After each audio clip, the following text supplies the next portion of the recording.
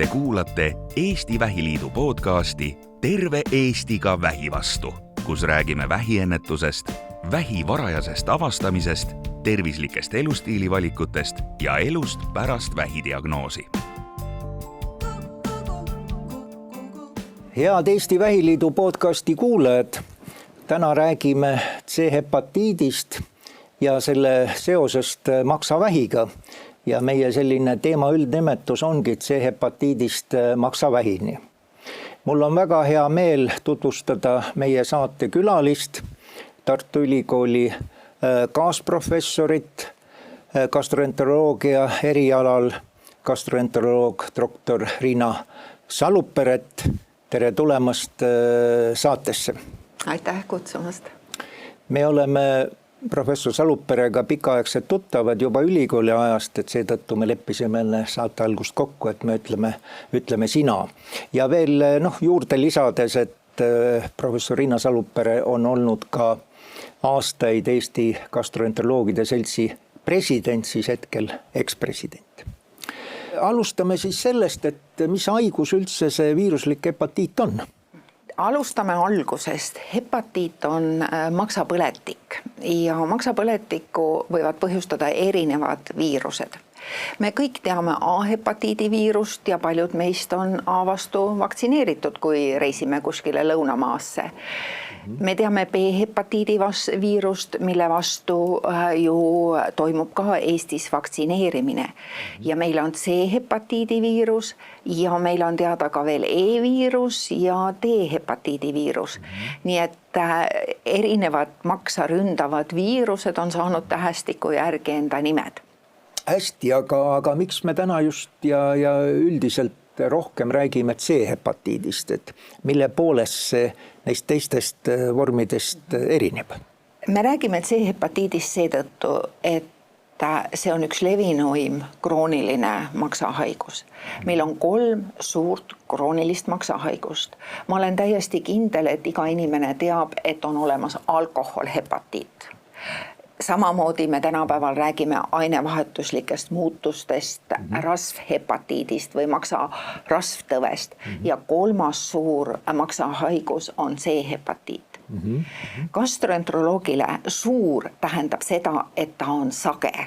Ehk siis lühidalt kokkuvõttes C-hepatiidist me räägime täna seetõttu, et ta on väga sage haigus ja samamoodi me räägime sellest seetõttu, et ta võib, kui teda õigeaegselt ei avastata ega ei ravita, võib põhjustada kroonilise hepatiidi sellest maksatsirroosi ja maksatsirroosi foonil ja ka kroonilise hepatiidi foonil võib tekkida maksarakkvähk. Kuidas me C-hepatiiti igapäeva kliinilises praktikas diagnoosime? Ja kui palju neid viiruse kandjaid ja patsiente orienteeruvalt siis Eestis on? Diagnoosimine tegelikult on väga lihtne. Kui me mõtleme C-hepatiidile, siis C-viiruse antikehade määramine on esmane ja kõige lihtsam uuring, aga see näitab ainult kokkupuudet C-viirusega, aga selleks, et öelda, et see viirus maksa kahjustab, selleks määratakse viirust ennast ehk viiruse RNA-d. Tulles nüüd selle juurde, miks ta on juhtiv maksahaigus, miks neid patsiente on palju. Põhjus on väga lihtne, et see viirus avastati suhteliselt hilja ja ka doonorveresi sai hakata kontrollima C-viiruse osas alles siis, kui viirus oli avastatud. Ehk siis tegelikult kõik need inimesed, kes on doonorvere ülekannet enne 93.–94. aastat saanud 1993-94 võivad olla saanud doonorverega ka C-viiruse. Tänapäevane doonorveri on väga põhjalikult kontrollitud ja siin seda ohtu ei ole. Ehk siis eelkõige meie üheks riskigrupiks ongi need patsiendid, kes on saanud aastakümneid tagasi doonorvere ülekandeid. Peale selle on ju ka teised riskigrupid, need, kes puutuvad tänapäeval kokku verega, näiteks kes vahetavad süstlaid, HIV positiivsed, sest HIV ja HCV, need on 2 viirust, mis kasutavad täpselt sama levikuteed. Ehk siis, kui me uurime HIV-d, me peame uurima ka HCV-d ja vastupidi. Aga see ei tähenda, et kui sul on HCV, et siis see on kohe ka HIV viirus. Selge. Kas see patsientide arv jääb kuskil 10-15 000 vahele, kuskil 12-13 000 piiridesse Eestis? No orienteeruvalt. See on üsna tõepärane, aga see sõltub sellest, kes need patsiendid on. Kui meil on väga palju tehtud erinevaid uuringuid C-viiruse levimuse kohta ja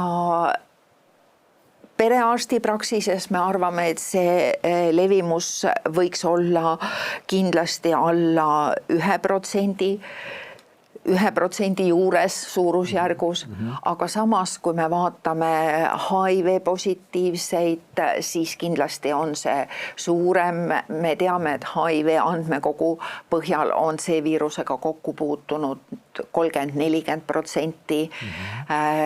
HIV positiivsetest. Me teame näiteks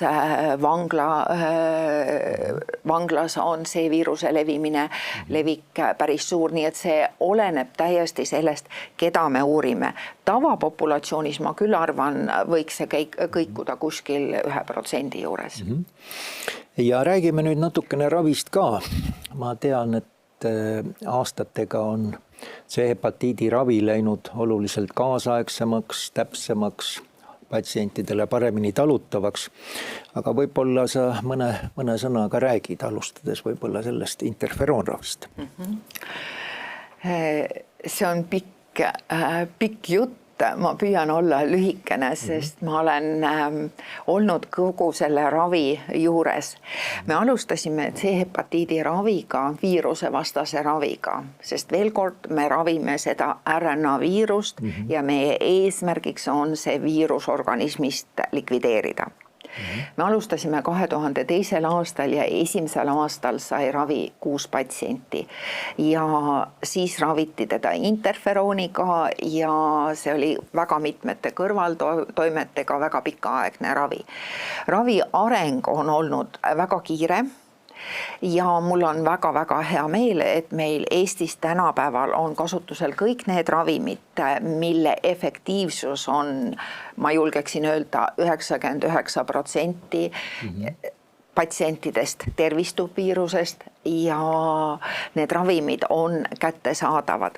Me ravime Eestis aastas suurusjärgus umbes 1000 C-hepatiidi haiget, aga me näeme, et meie ravi saavate arv natukene langeb ja ma kahtlustan, et põhjus on selles, et me ei ole kõiki neid patsiente üles leidnud ja need patsiendid ei kao kuhugi, aga kui nad ei saa õigeaegselt ravi, siis nad ükskord pöörduvad meie juurde, kas siis maksatsirroosi, tsirroos on maksahaiguse lõppstaadium, või siis maksarakvähiga. Nii et see varane diagnoosimine ja efektiivne ravi väldib maksahaiguse kulu progresseerumist ja ka sealhulgas maksatsirroosi ja maksarakvähi teket. Jaa, selge. Aga kas vaatamata sellele, et me saavutame, eks ole, haigusest täieliku tervistumise, kas C-hepatiit võib taas tekkida või meditsiinikeeles retsidiveeruda ka? Et kui palju neid juhte on? Siis ravi on põhimõtteliselt algab jälle otsast peale. Tänapäevase viirusvastase raviga me tapame selle viiruse ära, kui ma niimoodi lihtsustatult võiksin öelda. See viirus ellu ei ärka. Kui ravi on edukas, me kontrollime ravi lõpus teatud kuud peale ravi lõppu, et kas kui viirust ei ole, siis viirust ei ole. Küll aga me peame seda meeles pidama, et sellel viirusel, C-hepatiidi viirusel on erinevad alatüübid. no võib-olla lihtsustatult öeldes nii, nagu meil on ka ühel aastal on üks gripitüüp ja teisel aastal teine. Ja kui patsient, inimene jätkab riskikäitumist, näiteks kasutab korduvalt süstlaid, täpselt, siis on tõenäosus, et ta võib uuesti nakatuda, aga mõne teist C-hepatiidi viirusega, millel on mõni teine tüvi või genotüüp siis. Räägime natukene võib-olla C-hepatiidi haigete ravijärgsest jälgimisest ka. Et kui sageli me jälgime, kes jälgib, kas seda teevad perearstid või gastroenteroloogid või mõlemad või infektsionistid, et kuidas see Eestis korraldatud on? Me ravime aastas Eestis keskeltläbi umbes 1000 patsienti. Ja patsiendi jälgimine sõltub sellest, kui raske see haigus enne on. Ja meie kui arstide jaoks raskus väljendub selles, kui palju on maksa kogunenud armkude. Ehk siis veel kord tulles selle hepatiidi maksapõletiku kulu juurde, kui maksas on põletik, siis põletiku järgi tekib armkude ja armkude, kui see põletik kestab, siis seda armkudet tuleb järjest juurde ja meie nimetame seda armkude fibroosiks ja kui seda fibroosi on väga palju, siis me nimetame seda haigust tsirroosiks. Nii et veel kord me ravime ka tsirroosi patsiente, kellel on C-hepatiit ja me ravime terveks, aga me peame neid haigeid jälgima. See oli niisugune lühike selgitus, aga ma tahaks lisada seda, et kui me aastas ravime ligikaudu 1000 haiget, siis me ei jõua neid kõiki jälgida. Et enamasti on nii, kui patsient tervistub viirusest raviga, siis ja kui tal ei ole maksakoes fibroosi, ehk kui ta on nagu õigeaegselt ravi saanud, siis seda patsienti ei peagi jälgima, sest ta on tervistunud, kui tal ei ole riskikäitumist, siis on kõik juhtum lõpetatud, kõik on hästi. Aga nüüd need patsiendid, kellel on maksas juba fibroosi, meie nimetame siis fibroosi aste 3 või fibroosi aste 4 ja see 4. on juba tsirroos, siis neid patsiente peab väga hoolikalt ka eduka ravi järgi jälgima. Tavapäraselt on see soovitus perearstidele.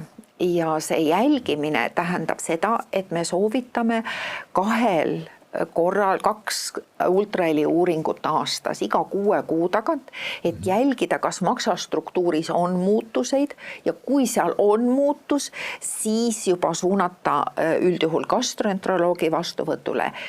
Miks see nii on? See on nüüd väga tähtis, sest maksarakvähk tekib fibroosi foonil.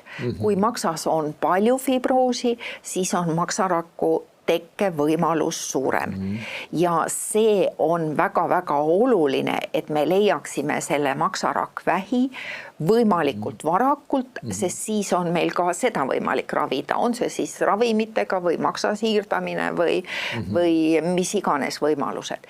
Ehk siis veel kord, siin on võib-olla see sõnum ka nendele patsientidele ja kellel on viirus ära ravitud, et nad teaksid, kui palju nendel on olnud maksakoes fibroosi ja kas neid peab jälgima ja seda saab perearstiga arutada.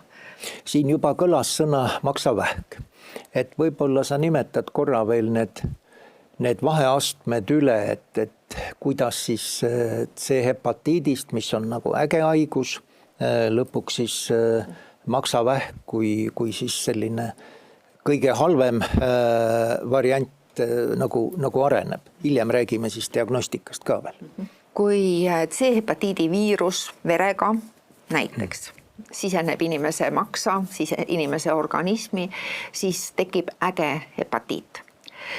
C-hepatiidi puhul see äge võib olla suhteliselt tagasihoidlike kliiniliste tunnustega, ehk siis see ägeda staadium jääbki diagnoosimata. Ja siis inimene spontaanselt sellest C-viirusest ise ei tervistu ja kui see viirus jääbki maksas, siis kujuneb krooniline hepatiit. Krooniline hepatiit üldjuhul erilisi haigustunnuseid ei anna. Öeldakse, et patsient võiks olla väsinum, aga selle järgi on väga raske hinnata, küll aga selles staadiumis on maksaanalüüsides muutused. Krooniline hepatiit kulgeb armkoe eri staadiumites kuni tsirroosini. Nakatumisest kuni tsirroosi tekkeni, seda on uuritud küll mitte Eestis, aga noortel inimestel see umbes kestab 30 aastat. Aga kui meil on samaaegselt mingi muu riskikäitumine, näiteks patsient tarvitab alkoholi samaaegselt, siis see ei ole võib-olla 30 aastat, aga võib-olla on ainult 10 aastat, võib-olla on 20 aastat.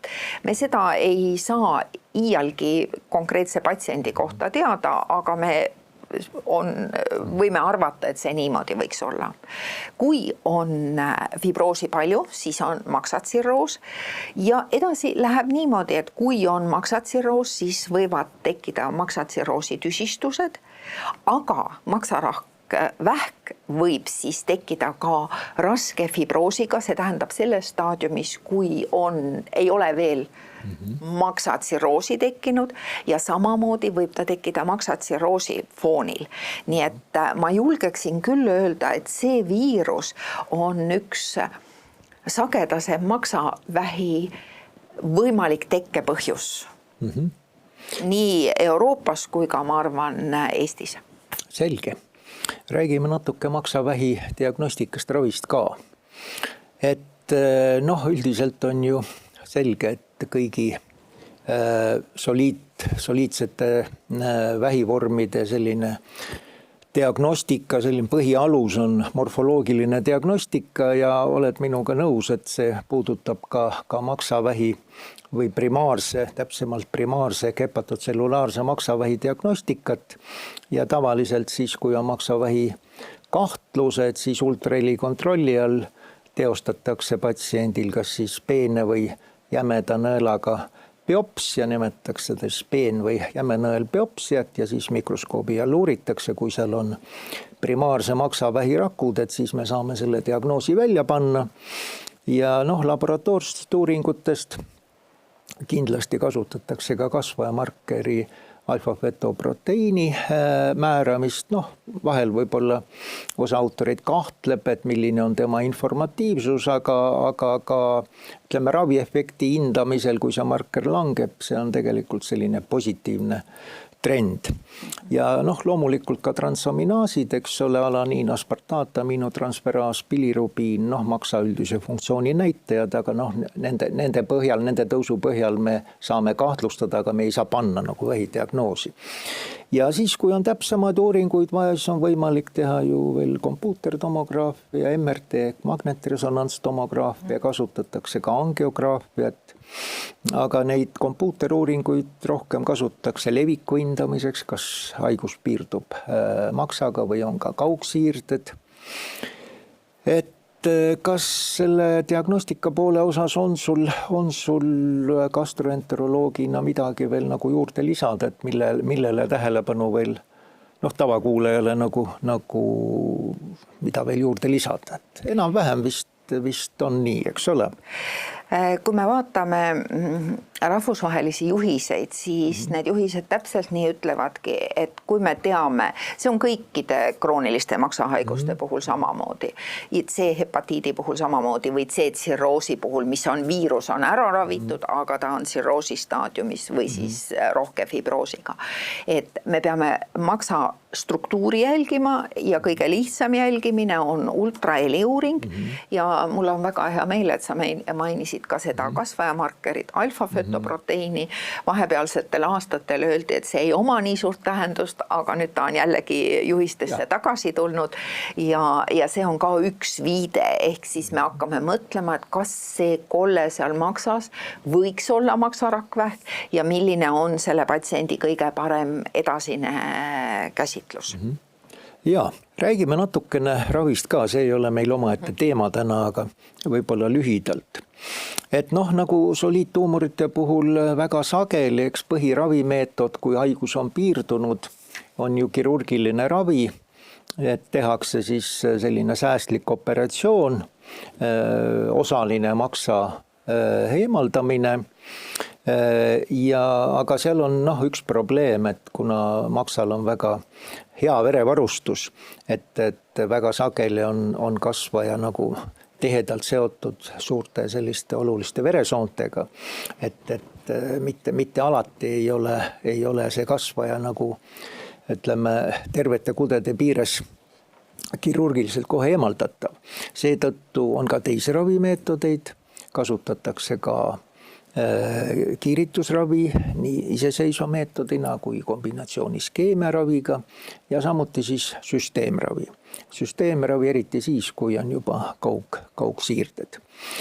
Ja sinu käest ma tahtsin nüüd küsida seda, kuna sa ülikooli süsteemis töötad ja selline organ siirdamine tegelikult on ju Tartu Ülikooli kliinikumis alguse saanud kõigepealt, eks ole, neeru siirdamine, kui me räägime organ siirdamisest, mitte luudi siirdamisest, aga ka maksa siirdamisega on tegelikult ju väga pikad traditsioonid. Doktor Toomas Väli vist oli esimene ja töögruppi juht juba paarkümmend aastat tagasi.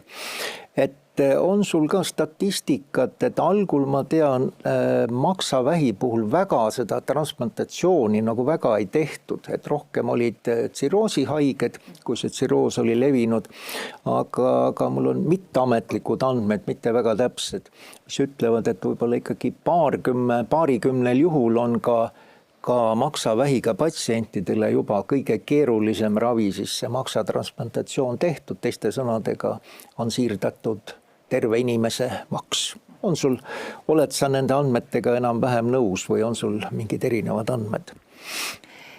See viirus tuleb maksa siirdamise juures kahes kohas kõne alla. Kõigepealt, kui patsiendil on lõppstaadiumis maksatsirroos, mis on põhjustatud C-viirusega, siis ühe valikuna alati kaalutakse maksa siirdamist ja teine positsioon või teine olukord on siis see, kus patsiendil on C-viiruse foonil olevast maksahaigusest, kroonilisest hepatiidist või siis tsirroosist, selle foonil on tekkinud maksarakvähk.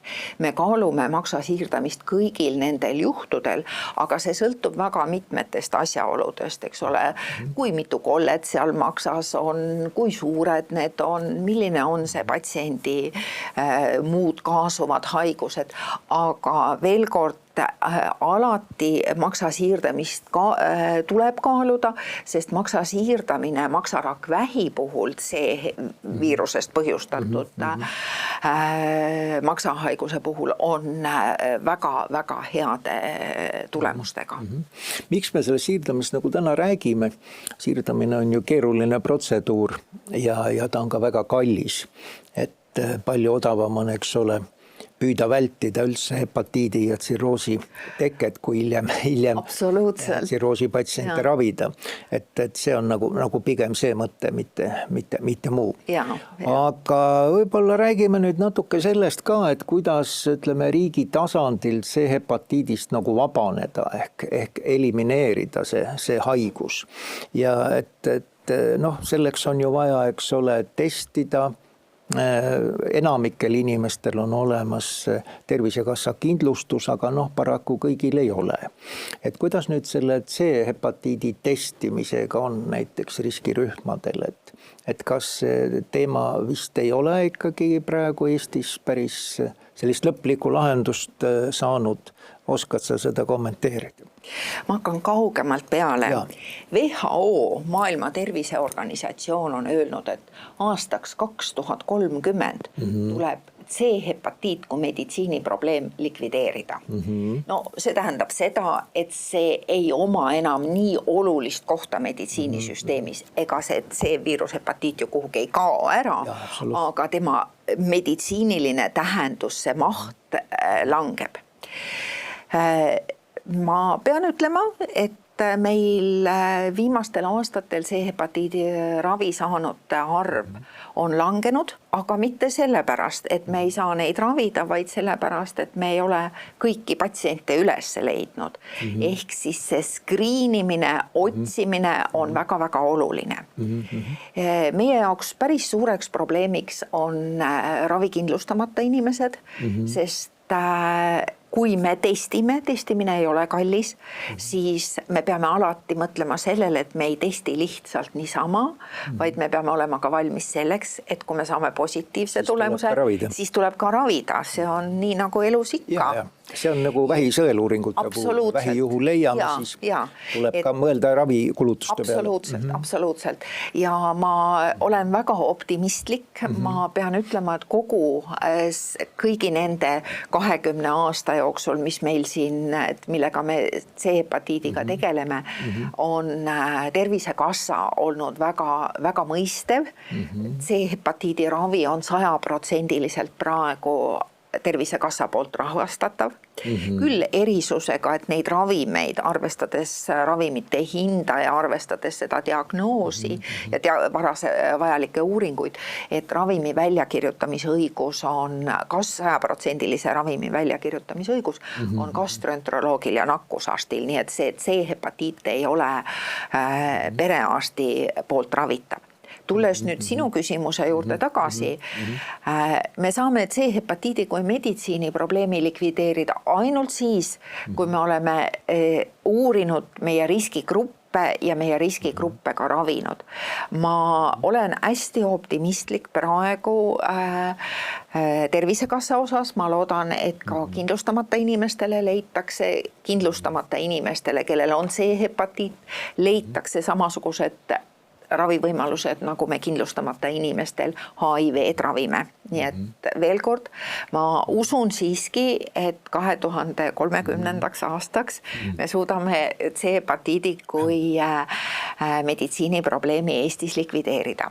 See kindlasti ei likvideeri maksavähi probleemi, sellepärast, et meil on neid patsiente, kellel on fibroosiaste suur, kellel on sirroos ja neid patsiente me peame ikkagi jälgima, sest see maksarakk vähiteke armkoega maksas on ikkagi võimalik. Selge, seda oli väga meeldiv kuulda, et Tervisekassa on positiivselt meelestatud, et ka ravikindlustamata inimesi testida ja kui tuua siia väike paralleel siis onkoloogiaga, meil ju aastaid tegelikult rinnavähi sõeluuringule kutsuta ainult Tervisekassa poolt kindlustatud naisi, aga juba nüüd on head mitmed aastad tegelikult, kus ka ravikindlustamata naisi kutsutakse ja kui neil vähk leitakse, siis neil on võimalik saada ka kaasaegset ravi samadel alustel kui kindlustatud inimesed. Räägime nüüd natukene võib-olla sellest ka, et kus tavakuulaja leiaks sellist, ütleme, tõenduspõhist informatsiooni C-hepatiidi kohta. Et ega sina, eks ole, arstina väga ju doktor Google'it ja ainult tehisintellekti ei soovita, aga on ju tegelikult selliseid kodulehekülgi, kas või Vähiliidu kodulehekülg, kus on sellel teemal juttu olnud, on C-hepatiit.ee koduleht, Terviseametil on. Et mis see sinu kui kogenud gastroenteroloogi soovitus on, kus tavainimene C-hepatiidi kohta rohkem informatsiooni võiks leida? Kui patsient mäletab, et ta on kunagi aastaid tagasi saanud vereülekannet enne C-hepatiidi avastamist. Enne 1990. aastaid doonorvereülekannet, kui patsient on saanud, siis teda kindlasti peaks kontrollima. Ja see kontroll tähendab ikkagi seda, et kontrollitakse kõige elementaarsemaid, kõige lihtsamaid maksaanalüüse. Need on need asad, aspartaat, aminotransferaas ja alad. Maksafermendid. Täpselt. Ja C-viiruse antikehi, et kas need antikehad on, need ei ole kallid uuringud ja see on see koht. Nüüd, kui patsient on riskikäitumisega, siis või ta on teinud tätoveeringuid, kus kohas ei tea kuskil lõunamaal, siis tasuks ennast kontrollida. Niisugust abstraktset kontrolli, et järsku mul on see hepatiit, sellist vajadust ei ole, et selleks peab ikkagi väga selge kontakt olema nakatumisega. Kui sa nüüd küsid, et kust kõige paremini infot saada, kui on tunne, et mul võiks C-hepatiit olla või mul lähedastel on C-hepatiit, siis mina arstina pean kõige paremaks nõuandjaks ikkagi arsti. Jah. Et võib, doktor Google võib teada kõike. Temaga võib suhelda, aga kontrollida tuleb ikka oma raviarsti, eks ole, perearsti, ütleme tasandil ja või siis juba gastroenteroloogi või infektsionistiga suheldes.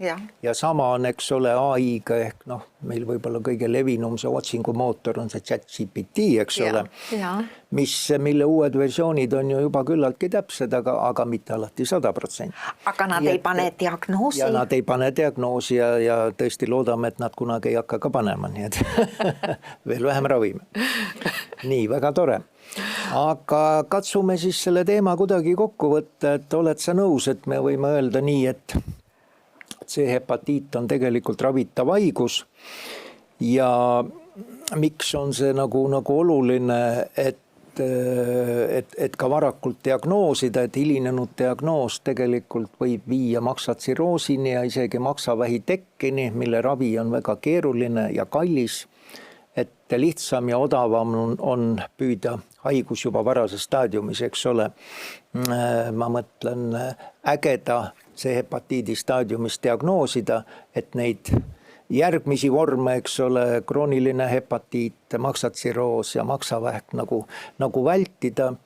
Ja võib-olla rõhutama peaks ka veel seda, et on väga tähtis ka inimeste enda individuaalne vastutus, sama loomulikult ka ühiskondlik vastutus ja juba kuulsime, et eks ole, Tervisekassa ka mõtleb sellele, et kogu elanikkonnale anda võimalus sõltumata ravikindlustusest, eks ole, tasuta diagnoosida, ravida. Ja et tegemist ei ole sugugi C-hepatiidi näol siis surmahaigusega, ta on ravitav ja oluline on, eks ole, enda vastutus ja õigeaegne diagnostika ravi. Kas sul on midagi veel sellele juurde lisada? Kutsud kõiki riskirühmade inimesi osalema testimisel, kui see võimalus antakse, eks ole? Ma tahaks omalt poolt lõpetuseks 2 asja öelda. Kõigepealt seda, et kui inimene tunneb, et tal on riskikäitumist või ta kahtleb selles, kas tal võiks viirus olla, siis see skriinimine või testimine on väga lihtne ja seda peaks tegema. Ja teiseks, mida ma tahaks ka öelda, et kõik need C-hepatiidi haiged, kes on viirusest terveks ravitud, peaksid teadma oma maksakohe fibroosiastet ja vastavalt sellele siis ka neid tuleb jälgida, kui on fibroosiaste 3 näiteks või fibroosiaste 4, siis tuleb seda ultraheli uuringut teha, et nad peavad teadma, et nende maksas on ikkagi sidekude, mille foonil võib maksarakvähk tekkida. Miks ma seda rõhutan? Rõhutan seda sellepärast, et väga põhjalikult on analüüsitud, mis saab tulevikus. Ja ka Eesti kohta on niisugused mudelid rahvusvaheliselt tehtud ja on saadud selgusele, et meil ägedad C-hepatiidi, kroonilised C-hepatiidi haigestumus langeb, neid haigeid on järjest vähem, aga samas meil kasvab maksarakvähi teke just nimelt selle tõttu, et me oleme edukalt viiruse ära ravinud ja sellel patsiendil, kellel on maksas palju sidekude, kellel on fibroos 3, fibroos 4 ja selle foonil võib maksarakk tekkida. Nii et ma väga tänan, et mind täna siia kutsuti sellepärast, et see on tõeliselt oluline probleem. Jaa, väga tore. Suured tänud ka sinule, et sa kutse vastu võtsid. Mina tänan ka Eesti Vähiliidu podcasti kõiki kuulajaid uute kohtumisteni ja ilusat sügise jätku teile. Aitäh! Te kuulate Eesti Vähiliidu podcasti Terve Eestiga vähi vastu, kus räägime vähiennetusest, vähi varajasest avastamisest, tervislikest elustiilivalikutest ja elust pärast vähidiagnoosi